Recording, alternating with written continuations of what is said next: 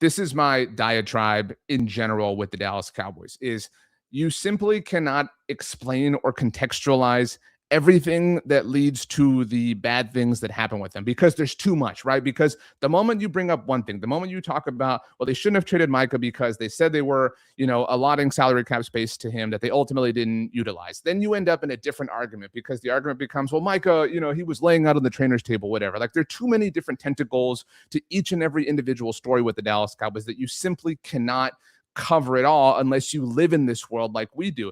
And so that being said, I will stand by. I continue to say I'm not trying to just scream into the void, but this team, it really broke throughout the 2022 offseason. We point to 2023 when they obviously lost to the Green Bay Packers, but it was the offseason before that. Following the 2022 offseason, the Cowboys should have extended Dak Prescott, who was coming off that interception-laden season, and CeeDee Lamb. Had they gotten ahead on that, and that would have been in the offseason of 2023, then in the offseason of 2024, they could have paid Micah Parsons and not had to deal with any of the drama in 2025. They would have had all the money in the world, despite what they tell you in their radio appearances, to pay for whoever they wanted after the fact. Jerome Bland, Jake Ferguson, Tyler Smith, they could have gone out. They still could have brought in Jadeveon Clowney. They still could have traded for Quinnen Williams.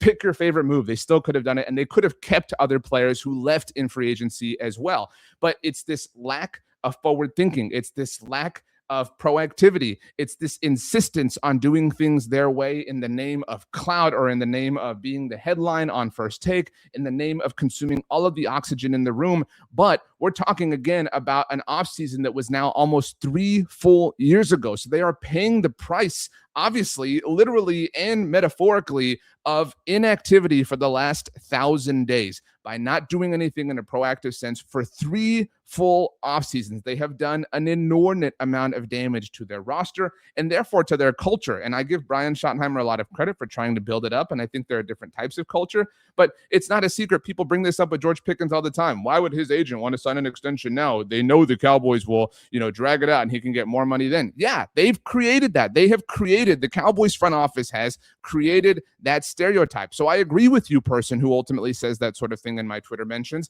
That is who the Cowboys are known to be right now, but they are known to be that way by their own doing. They are painted into a corner, but they held the brush the entire time. Do not ever lose sight of that.